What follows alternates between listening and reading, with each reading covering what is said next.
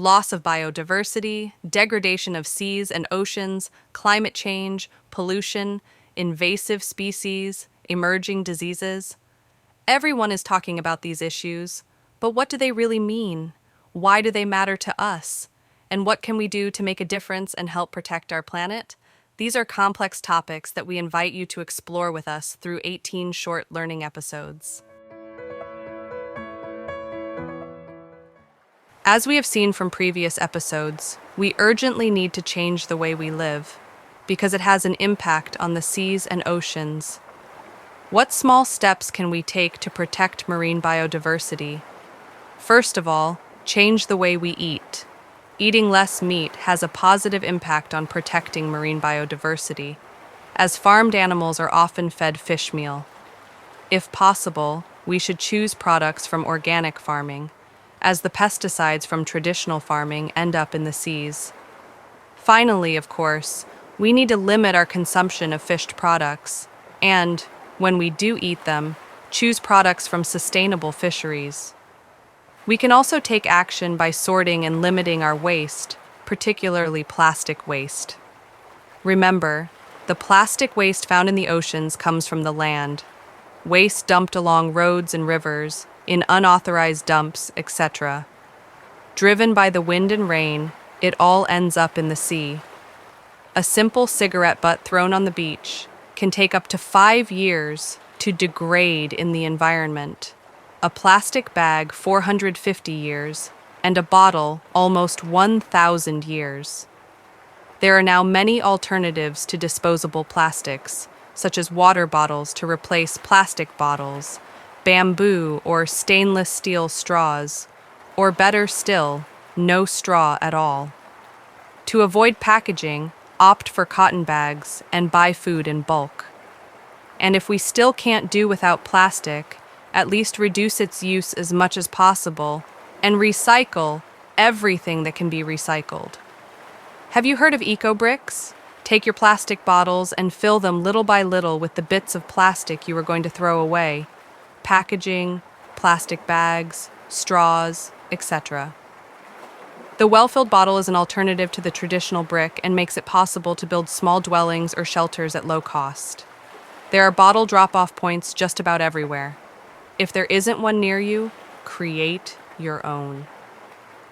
And don't forget to collect all the plastic you come across on your walks along the seafront. Every plastic bag removed from the shoreline could save a turtle. Now let's look at our hygiene products. Whether for the home or for our bodies, the products we use end up in the water, and therefore in the oceans. So let's try to use as many natural products as possible, as our grandparents did. White vinegar, baking soda, and black soap are all highly effective natural cleaners that are kind to the environment. You can also make your own hygiene products, even toothpaste. Of course, the next time you go for a walk in the countryside or by the sea, don't throw your rubbish on the sand, and respect the minimum catch sizes by measuring shellfish and crustaceans to allow them to reach adult size and reproduce. Don't move rocks or put them back in the same place. Stay away from sites where seabirds breed and respect their nesting season. Walks can disturb the birds that nest on the coast. Be proactive. Take a bag with you and collect any rubbish you find and put it in your eco-brick. If you enjoy fishing on foot or with a rod, fishing from a boat, or underwater fishing, you must respect good practices to preserve the resource, the marine environment, and the safety of fishermen, as well as the special periods for practicing this hobby. Finally, on a collective level, develop solutions at school or with your friends. Volunteering with an environmental protection association is an excellent way to raise your awareness of nature conservation issues and become involved in helping to preserve it. With your friends or in your school, organize outings to discover the marine environment, help monitor sensitive sites for breeding birds or turtles, take part in beach cleanup operations, invent new ways of recycling plastic.